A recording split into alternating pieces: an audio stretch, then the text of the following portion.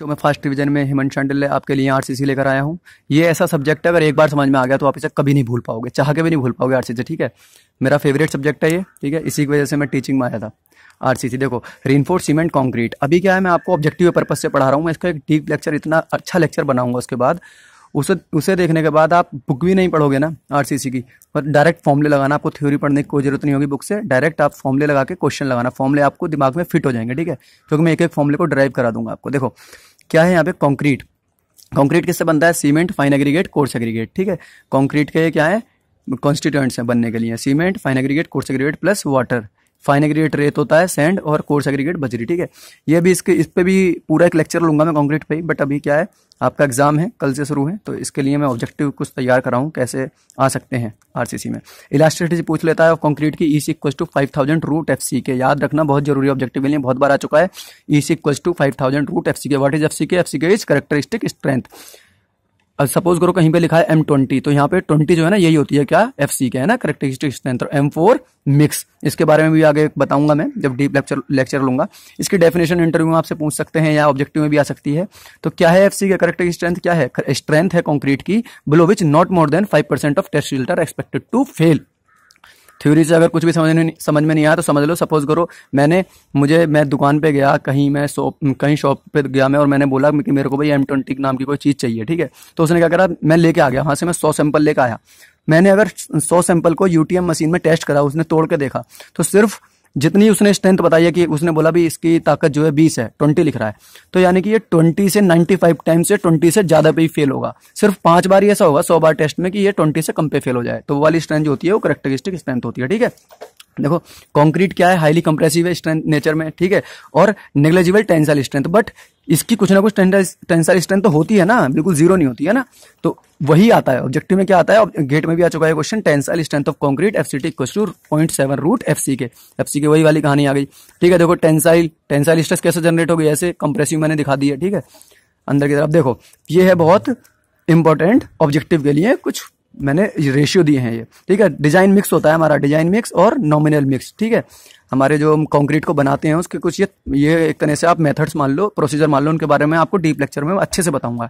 क्या design mix है, क्या नॉमिनल मिक्स है, इन दोनों में क्या डिफरेंस है, क्यों आए मार्केट में। ठीक है, कहाँ तक आए, ये ग्रेड कैसे हैं, M5, M7.5, 10, 15, 20, 25, 30। ये सबसे इंपॉर्टेंट आपका क्या है, M20। ये अक्सर यूज होता है। ठीक है, आपका M20 और 25। ये M5 अभी ये बहुत लीन कंक्रीट फाउंडेशन में कहीं PCC में चाहिए तो हम देते हैं, वरना 7.5 से शुरू करते हैं। ठीक है, इसका रेशियो क्या है, 1:5:10। इसका क्या मतलब है, मैंने ऊपर बताया था cement, fine aggregate, coarse aggregate. ये ऊपर मैंने बताया था सीमेंट, फाइन एग्रीगेट, ये वही है रेशियो। ठीक है, ये सीमेंट का रेशियो है, ये फाइन एग्रीगेट का, रेत का, यानी कि ये सीमेंट है, रेत है, बजरी है। ठीक है, 10। M7.5 में 148, 136, 124, M1.3, 112, 113। अब आपको याद रखना है 1.3। ठीक है, 1, 1.5 एंड 3 M20 का। ये बहुत इंपॉर्टेंट है, डायरेक्ट आ जाता है, रेशियो पूछ लेगा। कहाँ यूज होता है ये, पाइल्स हैं, RCC स्ट्रक्चर है, RCC स्ट्रक्चर। अगर RCC स्ट्रक्चर और PCC स्ट्रक्चर दोनों, देखो PCC क्या है, सिंपल सा प्लेन कंक्रीट। कंक्रीट हमारी क्या है, कंप्रेसिव है इन नेचर, नेग्लेजिबल होती है उसकी टेंसाइल स्ट्रेंथ। तो उसको, और अगर हम बीम बना रहे हैं तो बीम में क्या है, हमारी टेंसाइल स्ट्रेंथ भी जरूरी है बीम में, है ना। स्लैब बना रहे हैं, कॉलम बना रहे हैं, तो उसमें क्या करते हैं हम, फिर सरिये डालते हैं, बांस डाल देते हैं, है ना, रीइंफोर्समेंट कर देते हैं उसे। रीइंफोर्समेंट का मतलब क्या होता है, ऑक्सफोर्ड डिक्शनरी में है, reinforce means to make stronger, किसी भी चीज को स्ट्रॉन्ग बना देना, है ना। तो उसके लिए हम क्या करते हैं, स्ट्रॉन्ग बनाने के लिए हम रीइंफोर्समेंट लगा देते हैं, क्योंकि वो टेंशन उसमें ज्यादा, टेंसाइल स्ट्रेंथ होती है रीइंफोर्समेंट में। ठीक है, स्टील में। और अभी देखो इनका रेशियो, अभी आगे की बहुत सारी बातें हैं। ठीक है, वो मैं आपको डीप लेक्चर में बताऊंगा। M30 का रेशियो M113, यानी कि सीमेंट, आपका fine sand and coarse sand. ठीक है, तो अभी देखो ये रेशियो आपको याद कर लेना, एक ना एक आ जाता है। ठीक है, ये आपके देखो यूजेस है, कहाँ यूज है, फाउंडेशन होगी, फुटिंग होगी, वहाँ M5, फुटिंग लेस इंपॉर्टेंट होगी, वहाँ M7.5, ये सेम ही है, M10 यहाँ से शुरू होती है। देखो स्लैब, बीम, कॉलम में M15, M20, जहाँ पे हमारा RCC स्ट्रक्चर आ गया। ठीक है, RCC स्लैब आ गया 112, यानी कि ये स्ट्रेंथ बढ़ती जा रही है, कंक्रीट की ताकत है। ये समझो ये महंगा होता जा रहा है कंक्रीट। ठीक है, ये थोड़ा कम अच्छी क्वालिटी है, उससे ज्यादा अच्छी क्वालिटी, ज्यादा अच्छी है, ये क्वालिटी उसकी बढ़ती जा रही है, यानी कि ताकत बढ़ती जा रही है। M5 का मतलब क्या है, ये 5 न्यूटन पर mm² ही स्ट्रेस लेगा, उसके बाद फेल हो जाएगा। ठीक है, अभी देखो क्वेश्चन क्या आता है, बहुत से ऑब्जेक्टिव में भी पूछ सकता है, और आपको जब आप जॉब में चले जाओगे, आप फील्ड में चले जाओगे, आप काम करोगे, प्राइवेट में, गवर्नमेंट में, कहीं भी काम करोगे, तो देखो यहाँ वहां पे आपको ये फंडा काम देगा। ठीक है, वो आप जाओगे, प्लांट होता है जहाँ पे हॉट मिक्स प्लांट होता है, ठीक है, जहाँ पे कंक्रीट बनता है, तो वहाँ पे आपको चेक करना पड़ेगा भाई प्लांट वाला कहीं गड़बड़ तो नहीं कर रहा, सीमेंट कम या ज़्यादा तो नहीं कर रहा, तो रेशियो आता है, डिजाइन मिक्स बन के आता है, ठीक है। तो उसमें क्या निकालते हैं, वॉल्यूम ऑफ सीमेंट, वो एक वहाँ पे एक प्रिंट आउट निकाल के आपको चिपका के रखता है कि हाँ भाई हमने इतना किलोग्राम सीमेंट लगा रहे हैं, इतना किलोग्राम सैंड लगा रहे हैं, इतना किलोग्राम फाइन एग्रीगेट लगा रहे हैं। तो वो सब कैसे निकलते हैं, सपोज करो मैंने बोल दिया 1 मीटर क्यूब मेरी कोई कॉन्क्रीट है, ठीक है, तो 1 मीटर क्यूब कंक्रीट है और मैं बोलता हूं मेरा M20 ग्रेड है, तो उसमें M20 ग्रेड में कितना सीमेंट लगेगा 1 metre cube 1 metre cube concrete में, ठीक है, 1 मीटर क्यूब कंक्रीट में कितना सीमेंट कितने किलोग्राम सीमेंट लगेगा, मुझे किलोग्राम में बात करनी है। तो कैसे निकालेंगे, वॉल्यूम ऑफ सीमेंट, देखो मुझे पता है 120 का रेशियो क्या है 1.53, तो यानी कि 1 ये क्या है, इसे x ही मानो आप, है ना, x 1.5x और 3x, है ना, इस सबको जोड़ देंगे तो टोटल आ जाएगा। और मैं निकाल रहा हूँ वॉल्यूम ऑफ सीमेंट, तो वॉल्यूम ऑफ सीमेंट का ratio upon cement sand plus हमारा एग्रीगेट यानी कि fine aggregate coarse aggregate into 1.57। ये क्यों मल्टीपल करते हैं, ये सिंपल सा है। अभी क्या होगा, जब वेट कंक्रीट है तो उसका वॉल्यूम ज्यादा है, लेकिन जब वो हार्ड हो जाएगा तो उसका वॉल्यूम क्या हो जाएगा, कम हो जाएगा, due to shrinkage of concrete है, फैक्टर ऑफ सेफ्टी है 1.57 टू 1.54। याद रखना, कभी भी जब हम वॉल्यूम ऑफ सीमेंट या वॉल्यूम ऑफ सैंड या वॉल्यूम ऑफ हम एग्रीगेट निकालेंगे तो उसमें 1.57 का मल्टीपल कर देंगे। देखो M20 एग्जांपल से बिल्कुल समझ में आ जाएगा। M20 है सीमेंट, वॉल्यूम निकाल रहे हैं 1.53 का रेशियो, 1 अपॉन ये सीमेंट की वैल्यू रख दी 1 प्लस 1.53, यानी कि सीमेंट कितने प्रतिशत सीमेंट है इसमें, वही तो निकाल रहे हैं हम अभी, है ना, टोटल में। तो टोटल कितना था वॉल्यूम अपॉन सीमेंट का कितना है इंटू 1.57, ये हमारा वेट हार्ड होने के बाद वॉल्यूम कम हो जाएगा, श्रिंकेज है, तो इसलिए 1.5 का मल्टीपल करते हैं, इस वैल्यू को याद रखना, ठीक है, यानी कि हम 57% इंक्रीज हो जाता है वो, ठीक है, हम 57% मान के चलते हैं कि वो वेट वॉल्यूम जो है हमारा ज्यादा है, ठीक है। अभी क्या हो जाएगा, यहाँ से हमारा 0.28 मीटर क्यूब आ गया, ये हमारा मीटर क्यूब में आया है, ठीक है, अभी ये हमारा किलोग्राम में नहीं आया, तो हमें डेंसिटी पता होनी चाहिए सीमेंट की। तो सीमेंट की क्या हो गया, हमारा बल्क डेंसिटी कितनी होती है 40 किलोग्राम। इसका मतलब है सीधा सा, टेक्निकल छोड़ो, आपको शुद्ध मैं देशी भाषा में समझाऊंगा कि ये बोलता है कि मेरे को अभी मीटर क्यूब पता है, मीटर क्यूब किसकी यूनिट है, मीटर क्यूब हमारी किलोग्राम में तो है नहीं, समझ में नहीं आ रहा हमें किलोग्राम नहीं है, तो किलोग्राम में कन्वर्ट करने के लिए हमें सीधी सी बात है 1 मीटर क्यूब में जो होता है हमारा, अगर मैं 1 मीटर क्यूब सीमेंट ले लूं, यानी कि एक मैंने सपोज करो मैंने एक क्यूब बना दिया, चट्टा लगा दिया सीमेंट को, मैंने लाके एक विड्थ देख ली, उसकी हाइट देख ली और उसकी डेप्थ, ठीक है, वैसे करके देख ली, तो मेरा वो 1 मीटर क्यूब आया, ठीक है, उसका वॉल्यूम मल्टीपल कर LBH करने पे, तो उसमें मैं उसे वेट करता हूं तो 1440 किलोग्राम होता है, वही है बल्क डेंसिटी। 1440 ग्राम कितना होता है 1 मीटर क्यूब का, बट मेरा यहाँ पे क्या है 0.28 मीटर क्यूब, तो 0.28 मीटर क्यूब का कितना हो जाएगा 1440 इंटू 0.28 किलोग्राम। तो इसका मतलब क्या हो जाएगा, 1 मीटर क्यूब का अगर मैं M20 कंक्रीट बना रहा हूं, M20 ग्रेड है, तो उसमें 403 किलोग्राम सीमेंट लगेगा, ठीक है, 403 किलोग्राम सीमेंट रिक्वायर होगा। आशा करता हूं आ गया होगा।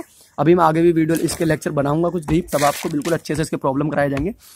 देखो अभी सीमेंट का निकाला था, वैसे ही मैं सैंड का निकालूं तो सैंड का रेशियो कितना था 1.5 था बीच में, तो सैंड के लिए था, तो 1.5 अपॉन वही नीचे टोटल है और 1.57 वैसे ही आ गया। और इसका क्या होता है 1 मीटर क्यूब में सैंड का वेट 1600 किलोग्राम, ठीक है, 1 मीटर क्यूब में सीमेंट का वेट कितना होता है 1400, है ना। तो और वॉल्यूम ऑफ एग्रीगेट तो वैसे ये निकल जाएगा। अब पीछे की तरह वॉल्यूम ऑफ एग्रीगेट निकालेंगे तो ऊपर 3 रख देंगे, 3 रख देंगे क्योंकि उसका रेशियो 3 है, ठीक है। 1 मीटर क्यूब ये आता है ऑब्जेक्टिव में आता है आपके, इसलिए मैं बता रहा हूँ। और कोर्स एग्रीगेट की ये कितना होता है 1 मीटर क्यूब में 1560, याद रखना है, बढ़ता जा रहा है। तो उसका कितना था हमारा 1440, फिर हमारा ये हो गया इसका 1600 एंड देन 1560। 1600 हमारा सैंड का सबसे ज्यादा था, ठीक है, याद रखना इस चीज को। डेंसिटी ऑफ प्लेन कंक्रीट है, डेंसिटी में एक बार और बताता हूँ, ये ऑब्जेक्टिव में आ जाती है 2400 किलोग्राम पर मीटर क्यूब, ये प्लेन कंक्रीट के लिए है। आरसीसी अगर हम स्टील भी लगा देते हैं तो डेंसिटी बढ़ जाती है 2500 हो जाती है किलोग्राम पर मीटर क्यूब, स्टील के लिए 7850 किलोग्राम पर मीटर क्यूब, ठीक है। अब देखो नेक्स्ट है मेरा permissible value of strength of concrete, यहां से ऑब्जेक्टिव आ जाता है। अभी मैं ऑब्जेक्टिव के पर्पज से आपको आरसीसी बता रहा हूँ, ठीक है। M10, M15, M20 25, 30, 35, 40, 60, 65, 70, 75, 80। देखो 10 से 20 तक आप याद रखना ऑर्डिनरी कंक्रीट। डायरेक्ट ऑब्जेक्टिव में पूछ सकता है कि ऑर्डिनरी कंक्रीट कौन सा है, तो इनमें से कोई एक ऑप्शन दिया होगा और बाकी ये दिए होंगे, ठीक है। तो ऑर्डिनरी कंक्रीट कौन सा है 10 से 20, यानी कि ऑर्डिनरी आप नाम से समझ रहे हो, इनकी स्ट्रेंथ क्या है, कम है, ये हमारे ऑर्डिनरी है। इनसे हम थोड़े बहुत जो सिंपल से काम है, सिंगल स्टोरी बिल्डिंग है, ये अपने गांव अपने जो रेजिडेंशियल घर बन रहे हैं कि स्टोरी के, उनमें हम यूज कर सकते हैं M20 ऑर्डिनरी। अब आते हैं स्टैंडर्ड कंक्रीट, तो M25 25 से 55 तक याद रखना, 25 से 50 यानी कि ज्यादा इनकी स्ट्रेंथ होती जा रही है, ये स्टैंडर्ड है। स्टैंडर्ड लोगों के लिए आ गए, है ना, स्ट्रेंथ बढ़ती जा रही है, भाई महंगे हैं तो खरीद सकते हैं, ऐसे करके याद कर सकते हो। अब आता है हाई स्ट्रेंथ कंक्रीट, जैसे कि हमारी मेट्रो में जो यूज कर रहे हैं हम कंक्रीट, वहाँ पे उसके ब्रिज बन रहे हैं ना, तो वहाँ पे हम कौन सा कर रहे हैं, M80 है ना, M80 करते हैं मेट्रो में यूज़, M60, M65, 70, 75, 80। तो यहाँ तक जो ग्रेड है जो हाई स्ट्रेंथ वाले हैं ना, हाई स्ट्रेंथ कंक्रीट बोलते हैं, ठीक है। यहाँ तक समझ में आ गया होगा। अब देखो ये निकालते कैसे हैं, हमारी करेक्टरिस्टिक स्ट्रेंथ भी कैसे निकालते भी आ जाता है। 150 mm का कंप्रेसिव स्ट्रेंथ कैसे चेक करते हैं कंक्रीट की, 150 mm का हम क्यूब बनाते हैं, ये आ जाती है वैल्यू। कितने mm का क्यूब बनाते हैं, 150 mm का हम क्यूब बनाते हैं और उसको 28 दिन तक ड्राई होने रख देते हैं, ठीक है, मोल्ड बनाते हैं ना, और फिर आफ्टर 28 डेज हम उसे यूटीएम मशीन में उस पर टेस्ट करते हैं कंप्रेसिव स्ट्रेंथ, ठीक है। तो ये वैल्यू याद रखना 150 एंड 28 डेज, ठीक है। देखो एक मैं टेबल दिखा रहा हूँ, ये आईएएस कोर्स से मैंने टेबल उठाई है पूरी 15, 20, 25, 30, 35, 40। ये तो समझ ही गए आप, ग्रेड है कंक्रीट के, पीछे बता चुका हूँ। या एफसीटी क्या है, एफसीटी है tensile strength. Tensile strength concrete के निग्लेजिबल होती है, बट होती है कुछ ना कुछ। तो 0.7 रूट एफसीके से निकाल सकते हो आप, वरना आपको डायरेक्ट भी याद कर लेना है, डायरेक्ट आपके आंसर आपको मिल जाएगा, वरना आप कैलकुलेशन में टाइम वेस्ट कर दोगे। तो याद कैसे करोगे, देखो 2, 2.8, 3.2, 3.6, 4, 4.4, M40 की याद कर लेना, 4 आ रहा है तो 4.4 है, फिर कम होती है। एक बार इसे पिक्टोरियल ना, इस पिक्चर को अपने दिमाग में सेव कर लो अपने माइंड में, तो आपको क्या है चीजें आसान हो जाएंगी। ये देखो मैंने पिंक वाला जो लिखा है ना, मोस्ट इंपोर्टेंट है इसमें टेबल, और यहाँ पे भी 8.5 मोस्ट है। तो आप एक को याद रखो, आप एक वैल्यू याद रखोगे तो उससे ना आप उसको 8.5 से आपको याद आ जाएगा, हाँ भाई 8.5 से कम होता था तो 7 आ जाएगा, 5, 7, 10, 11.5, 13। यहाँ देखो 2 का इंक्रीज हो रहा है ना, समथिंग कुछ 2 का यहाँ पे 1.5 का हो गया है, ठीक है। तो ऐसे करके आप इसे याद कर सकते हो, ठीक है। वैसे भी देख सकते हो आप, देखो 2 है, 4, 5, 6, 4, 5, 6, 5, 7, 8, 6, 8, 9, 8, 10, 1, ये 10 हो गया है ना, 9, 11, 11 ही हो गया, 10, 13। ऐसे भी कोई भी ट्रिक अपना सकते हो। अब देखो व्हाट इज सिग्मा सीसी, ये क्या है, ये है मेरी कंप्रेसिव स्ट्रेंथ ऑफ कंक्रीट, ये थी टेंसाइल स्ट्रेंथ। कंप्रेसिव स्ट्रेंथ क्या कंक्रीट की है। अब देखो ऐसे मत कर देना कभी भी, आपको याद रहना चाहिए कि टेंसाइल स्ट्रेंथ होती है कमी होती है, तो इनसे कमी होगी, ये वाली वैल्यू देख लो आप, ये वैल्यू कमी होगी। और जो मेरी डायरेक्ट कंप्रेसिव स्ट्रेंथ होती है वो क्या होती है, वो भी हमेशा क्या होती है, कमी होती है। किससे, बेंडिंग कंप्रेसिव स्ट्रेंथ से। क्या है, कंप्रेसिव स्ट्रेंथ इन बेंडिंग, है ना। दो टाइप की देखो कंप्रेसिव स्ट्रेंथ है, एक तो देखो मैंने कॉलम है, कॉलम मैंने लगा दिया, इस पर डायरेक्ट मेरा लोड लगा, डायरेक्ट कंप्रेशन में आ गया ये, ठीक है। तो इसे बोलते हैं डायरेक्ट कंप्रेसिव स्ट्रेंथ। इसकी कितनी होगी, एक होगी मेरी बीम है, यहाँ कोई लोड रहा तो ये बेंड हो रही है ना, तो भी इसमें कोई कंप्रेसिव आ रहा है, कंप्रेशन आ रहा है ऊपर के फाइबर में ना, तो इनडायरेक्ट कंप्रेशन आ रहा है, तो इसे बोलते हैं कंप्रेशन ड्यू टू बेंडिंग, है ना। तो ये कौन सी स्ट्रेंथ है, 5, 7, 8.5 इंपॉर्टेंट है, याद रखना। और बाकी मैंने ये दिया है टोबीडी। टोबीडी क्या है, बॉन्ड स्ट्रेस, बॉन्ड यानी कि उसकी बॉन्ड स्ट्रेस कितनी है, बॉन्ड स्ट्रेस WSM में 0.6, 0.8, 2 देखो इंक्रीज हो रहा है, 0.9, 1, 1.1, 1.2, और टोबीडी LSM में 1, 1.2, 1.4, 1.5, 1.7, 1.9। इसे एक बार देख लेना, आपको याद रहे, ये वैल्यू जरूर याद कर लेना, ठीक है, इससे आपको याद हो जाएंगी। एक इनका मैं तरीका बताता हूँ आपको याद करने का। वैसे भी आप देख सकते हो, ये देखो 5 है, M15 है, इसको देखो 3 से डिवाइड करो, जब भी आप इसे 3 से डिवाइड करोगे वैल्यू आएगी, 3 से करो, 3, 20 से करोगे 7, 3 जा 21, 8.5, 3 जा 25 समथिंग, 10, 3 जा 30, 11, 34, 30, देखो आ रहा है ना, तेरा 13, 3 जा 39। देखो ये आपने अभी सोच लोगे तो एकदम से दिमाग में आ जाएगी चीज, हमें हो क्या रहा है। ये क्या है, इसका डिवाइडेड बाय 3 है, ठीक है। इस वैल्यू को कैसे याद रखोगे, डिवाइडेड बाय 3 से, ठीक है। तो ये वैल्यू आपको याद हो जाएगी। अभी देखो टोबीडी की, ये देखो ये आता है ऑब्जेक्टिव में। टोबीडी क्या है, bond stress for mild steel in tension. जो अभी मैंने टेबल बताई थी वो माइल्ड स्टील के लिए है, और वो भी टेंशन के लिए। अब ये माइल्ड स्टील क्या बोला है, अभी कहां से आ गया नया, तो आशा कर रहा हूं कि आपको भी पता होगी, वरना नहीं भी पता है कुछ नहीं। Fe 250 जो होता है वो माइल्ड स्टील होता है, Fe 415 और Fe 500 जो होता है वो HYSD होता है। HYSD high yield strength deformed bars, ठीक है। इन दोनों में डिफरेंस भी बताऊंगा, ठीक है। अभी क्या है देखो, ये मैंने बोला, ये पीछे वाला जो था, जो मैंने टेबल बताया, ये किसके लिए था, माइल्ड स्टील के लिए और टेंशन में लिए। अगर ये HYSD में बोलूं मैं, HYSD के लिए मुझे टोबीडी निकाली, तो वैल्यू वही होगी, उसमें क्या करेंगे हम 60% इंक्रीज कर देंगे। यानी कि वहां से टेबल उठाई, M25 की जो वैल्यू उठाई और उसे 1.6 से मल्टीपल कर दिया, तो ये आता है ऑप्शन में। कितना इंक्रीज करते हैं, 60% फॉर HYSD। फॉर कंप्रेशन के लिए 25%, यानी कि 1.25 का मल्टीपल कर देंगे। 25% इंक्रीज का मतलब क्या है, 1.25 डायरेक्ट वैल्यू आ जाएगी, ठीक है। और 25% डिक्रीज होता है तो 0.75 का मल्टीपल कर दिया अगर ओरिजिनल में। ये एप्टीट्यूड का क्वेश्चन बता रहा हूं मैं आपको, ठीक है, डायरेक्ट। तो टोबीडी फॉर कंप्रेशन 25% इंक्रीज और 60% इंक्रीज फॉर HYSD। स्टील, अब देखो नेक्स्ट टॉपिक आता है स्टील। स्टील कंक्रीट अभी खत्म कर दिया मैंने ऑब्जेक्टिव पर्पज से। अभी देखो स्टील, हम आरसीसी में क्या, अभी पीसीसी की बात कर रहे थे, पीसीसी में स्टील लगा देंगे तो आरसीसी बन जाएगा। तो स्टील क्या होता है, स्टील में मैंने सोम में बता चुका हूं पहले लेक्चर में, कार्बन कितने परसेंटेज होता है, 0.2% ये भी आ जाता है ऑब्जेक्टिव में। इसके देखो ग्रेड दिए हुए हैं, जैसे हमारे M20 नाम थे ना, स्ट्रेंथ के अनुसार नाम थे कंक्रीट के, जैसे M20 था, M25 था, M30 था, वैसे ही स्टील के नाम होते हैं। Fe250, Fe415, ये क्या है देखो, Fe500, ये इंक्रीज होती जा रही है स्ट्रेंथ। इसका मतलब क्या है, यहाँ पे इसकी जो यील्ड स्ट्रेंथ होगी वो कितनी होगी, 250 न्यूटन पर mm स्क्वायर, इसकी कितनी होगी 415 न्यूटन पर mm स्क्वायर, ठीक है। परमिसिबल स्ट्रेस इसमें भी कुछ होती है, जैसे हमारी कंक्रीट में हम ले रहे थे। तो याद रखना, जब डाया जो है 20 mm तक हो बार का, तो उसकी कितनी होगी, mild steel HYSD, mild steel में 140, HYSD में 230, और अगर 20 mm से ज्यादा है तो कितनी हो जाएगी, 130 माइल्ड स्टील में और 190 HYSD में। अब वैल्यू आर, हमारी जो ऊपर वाली वैल्यू किसके लिए है, टेंशन के लिए। अगर ये हमारी स्टील कंप्रेशन में है तो अगर 20 mm तक ये डाया तो सिग्मा स्टी कितनी हो जाएगी कंप्रेशन में, 140, माइल्ड स्टील के लिए, HYSD के लिए 190, और अगर 20 mm से ज्यादा है तो सिग्मा स्टी की वैल्यू हो जाएगी माइल्ड स्टील के लिए 130 और HYSD के लिए 190। ये भी मैंने IS कोड से टेबल उठाई है, इसमें कुछ नहीं है, देखो आपको याद करना है 190, आप याद रखो। एक तो देखो, ये देखो 190 है, ये 190 है, ये 190 है। इसका मतलब क्या है कि जो मेरी HYSD के लिए वैल्यू है ना, वो मेरी 190 ही है ना। अब HYSD के लिए कहाँ पे चेंज है, बस ये 230, कहाँ चेंज है, 230 कहाँ पे चेंज है, जहाँ पे मेरा up to 20 mm for tension में बस हमारा चेंज है, इसका वैल्यू 230। बाकी देखो सिग्मा ST 190 है ना। HYSD के लिए सिंपल आपको 190 याद रखना है, एक बार 230, वो कब होगा, जब मेरा बार जो होगा टेंशन में होगा और 20 mm तक हमारा डाया होगा बार का, और अगर 20 mm से ज्यादा का है तो 190 है, ठीक है, 190 है, और अगर कम है तो 230 है, ठीक है, 230, ये याद रखना बस। आपको 190 याद करना है और 230 दो वैल्यू, और आप 130 इसमें याद कर सकते हैं। 130 देखो इसका है माइल्ड स्टील, देखो ओवर वाले जितने भी 20 mm से, इनका देखो 130 है, ये ओवर है तो इसका 130, ये ओवर है तो इसका 130, ऐसे याद हो गया, ठीक है। तो ये ऐसे करके कुछ भी ट्रिक लगा देना, देखो मैंने कराया, जो रेड है वो इक्वल है, ठीक है, ऐसे करके आप याद कर सकते हो इन्हें, 140, 230, 130, 190, 140, 190, ठीक है।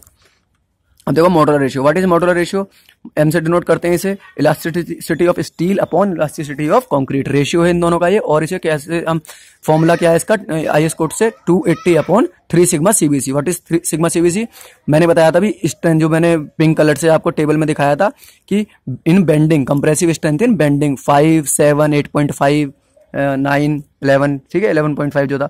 एरिया ऑफ कंक्रीट पूछता है अगर, तो वो डायरेक्ट ऑब्जेक्टिव में आ जाते हैं M/AST। ये मॉडुलर रेशियो एक समझो एक कन्वर्जन का ही काम करता है, इक्विवेलेंट कन्वर्जन फैक्टर है ये मॉडुलर रेशियो।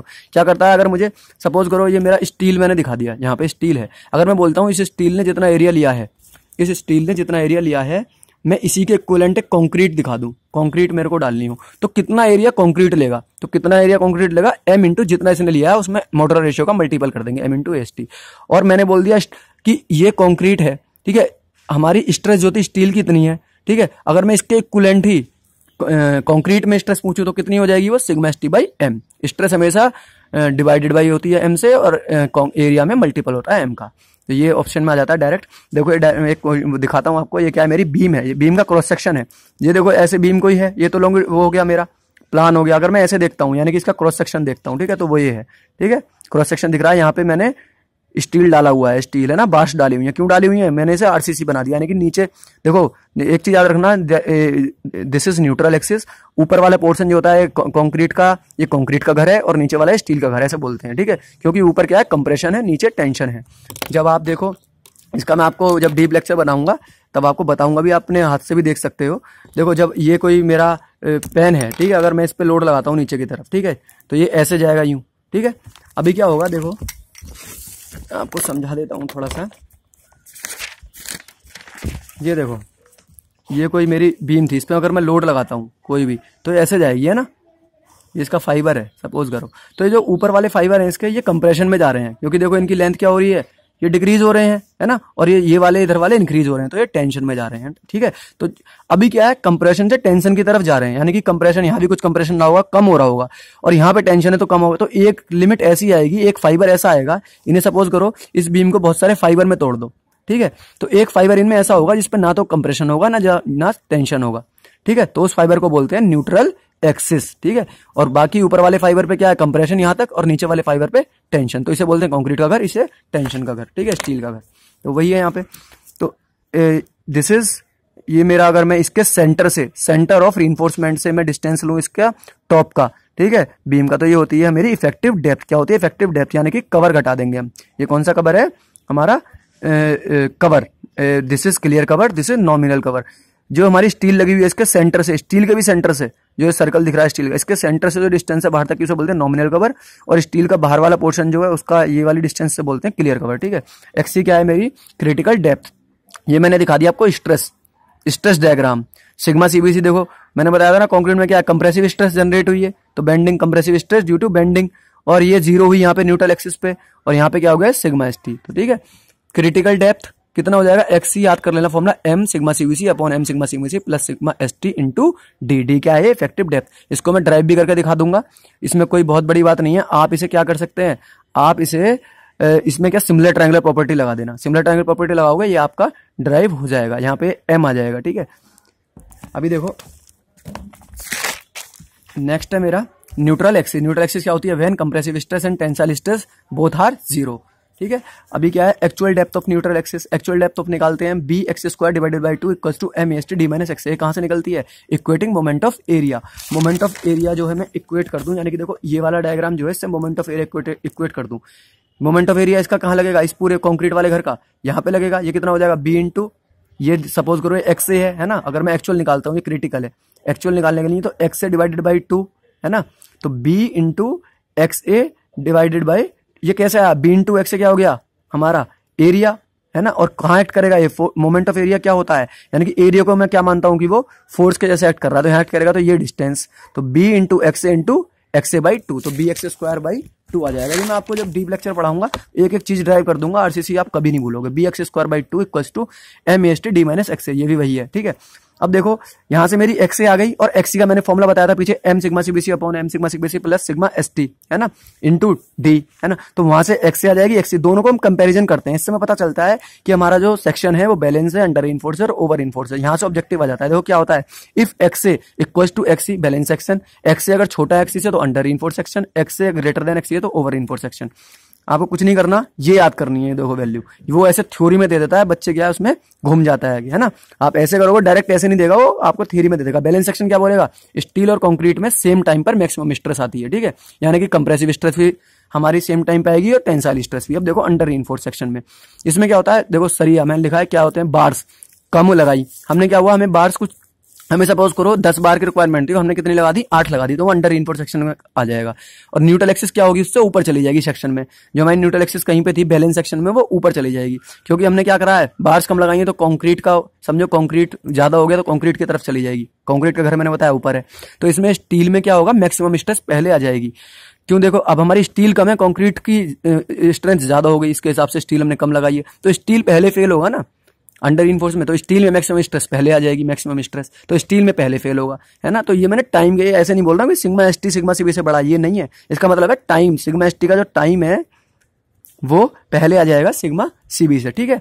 अभी यानी इसका मतलब क्या है कि जो मेरा ये मैंने डायग्राम बनाया, ठीक है, तो यहाँ पे जो सी है ये क्या होगा हमेशा कम होगा सिग्मा सीबी से, यानी कि ये मैक्सिमम स्ट्रेस तक अपनी कंक्रीट पहुंच ही नहीं पाएगा, लेकिन सिग्मा एसटी पहुंच जाएगा और वो फेल होगा तो स्टील में फेल होगा। इसे हम प्रेफर कर देते हैं क्योंकि स्टील जो है हमारी ईल्ड में फेल होती है, डक्टाइल फेलियर होता है उसमें, ब्रिटल फेलियर नहीं होता, ठीक है। ओवर इनफोर्स में क्या होता है डक्टाइल फेलियर होता है, इसलिए हम इसे लागू नहीं कर सकते, इसलिए हम ये एप्लीकेबल नहीं है, क्योंकि ये एकदम से गिर जाएगी कंक्रीट टूट के, कोई नीचे बैठा होगा सिर फूट जाएगा उसका, ठीक है। तो बार्स ज्यादा लगा दी, ओवर इनफोर्स में क्या करा मैंने सरिया ज्यादा लगा दिया। अब किसी आदमी अपने गांव में आप घर बना रहे हो, आपको लगा भाई खूब सारा लोहा लगवा दूं मैं घर में, मेरा बढ़िया हो जाएगा सेक्शन, बढ़िया मेरी बीम बन जाएगी, बट ऐसा नहीं है। अगर आपने बार्स ज्यादा भी लगवाई है तो ये बहुत ज्यादा नुकसान देने वाला है, क्योंकि वो एकदम से फेल होगा कुछ टाइम बाद फेल होगा, लेकिन एकदम से फेल होगा, क्योंकि उसमें क्या है कंक्रीट की जो मैक्सिमम स्ट्रेस है वो पहले पहुंच जाएगी कंक्रीट पे, यानी कि कंक्रीट अपनी मैक्सिमम ताकत पे आ जाएगा और कंक्रीट का स्टील टूटेगा नहीं, कंक्रीट पहले टूट जाएगा। कंक्रीट जैसे टूटेगा वो एकदम से टूटेगा झटके से, वो टाइम नहीं देगा आपको बचने का और सर पे कंक्रीट आकर लग जाएगा, न्यूट्रल एक्सिस नीचे आ जाएगी। इससे क्या होगा ओवर इनफोर्स, यानी कि हमने सरिया ज्यादा लगाए तो सरियों की तरफ चली जाएगी, यानी कि टेंशन के घर में बार्स के रिइंफोर्समेंट के पास चली जाएगी न्यूट्रल एक्सिस। इससे कंक्रीट में क्या होगी स्ट्रेस पहले आ जाएगी स्टील से, कंक्रीट फेल हो जाएगा, ब्रिटल फेलियर होगा। तो यही आप अगर इसे समझ जाओगे तो ऑब्जेक्टिव आप कर दोगे, आप करके देखना ओवर इनफोर्स, वो स्ट्रेस ही बोलेगा कि हाँ भाई किसकी स्ट्रेस पहले आ रही है किसकी बाद में आ रही है, ठीक है।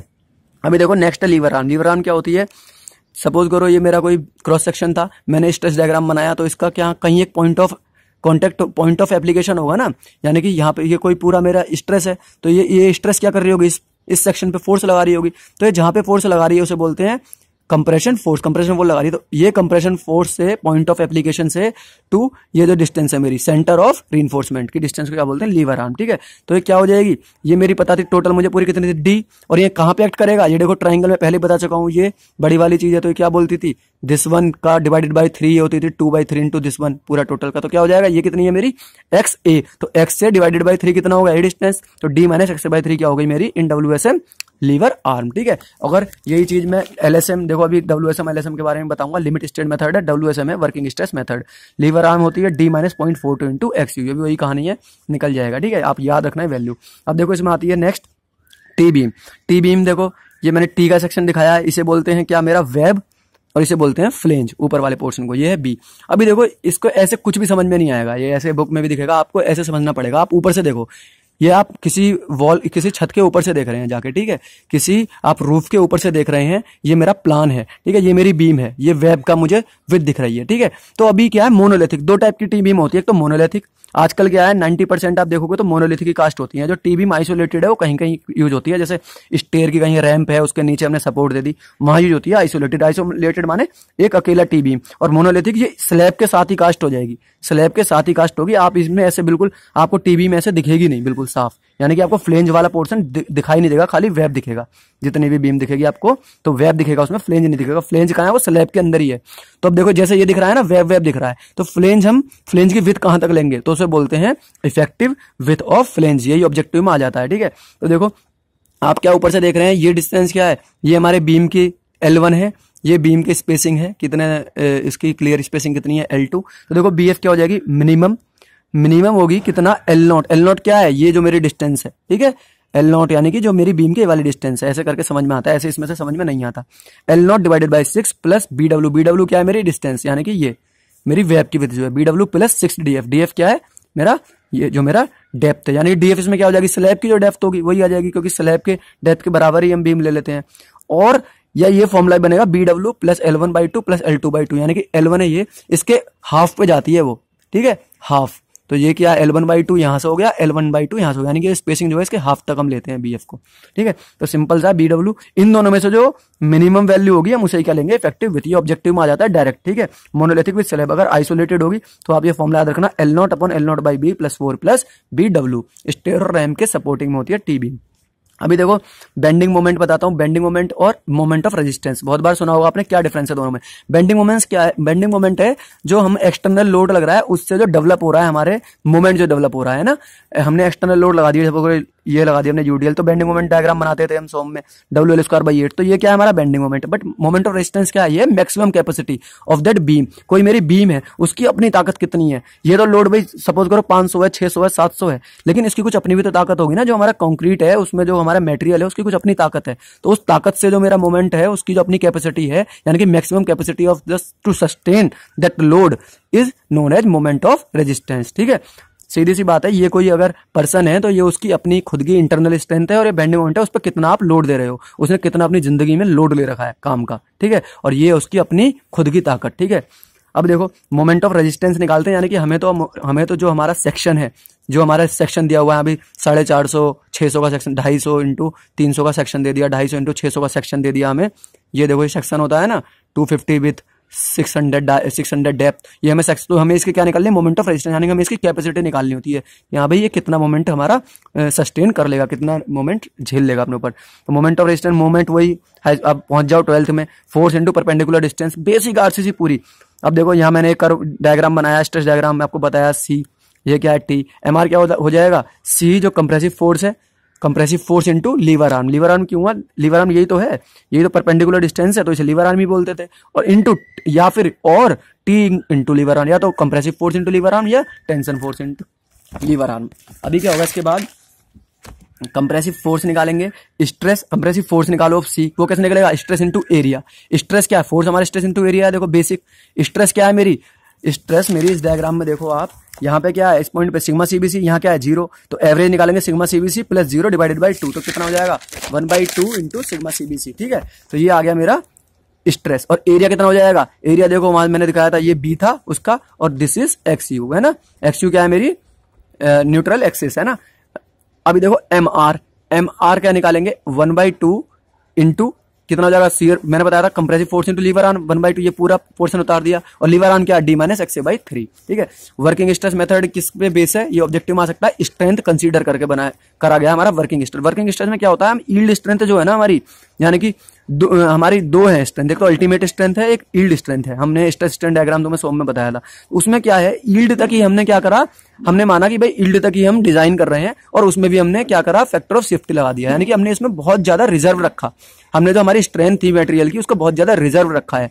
ठीक है, तो वर्किंग स्ट्रेस में यानी कि इसमें हमारी स्ट्रेंथ बहुत ज्यादा है, लेकिन सर्विसेबिलिटी का हमने ध्यान नहीं दिया। लिमिट स्टेट मेथड में हमने सर्विसेबिलिटी का भी ध्यान दिया और स्ट्रेंथ का भी ध्यान दिया। व्हाट इज सर्विसेबिलिटी सर, इसमें वर्किंग स्ट्रेस में क्या होता है, बहुत बड़े बड़े डेप्थ के हमारे बीम बनेंगे, जो पुराने जमाने में बनते थे वर्किंग स्ट्रेस से, बहुत ज्यादा डेप्थ देखी होगी आपने उनकी।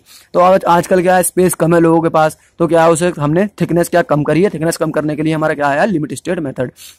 इसमें क्या देखते हैं, इसके बाद एक और मेथड था अल्टीमेट लोड मेथड, उसमें क्या था, उसमें सर्विसेबिलिटी नहीं थी। तो सर्विसेबिलिटी स्ट्रेंथ तो हमने वो तो अल्टीमेट तो लोड पे हम चले गए, बट हमने सर्विसेबिलिटी नहीं करी। सर्विसेबिलिटी क्या होती है, सपोज करो कोई हमारा बीम स्ट्रक्चर है, वो क्या लटक के झूलने लगा, ठीक है, टूटा नहीं लेकिन झूलने लगा वो, है ना, तो उसमें कोई कमरे में बैठना पसंद करेगा, उस रूम में कोई नहीं बैठेगा।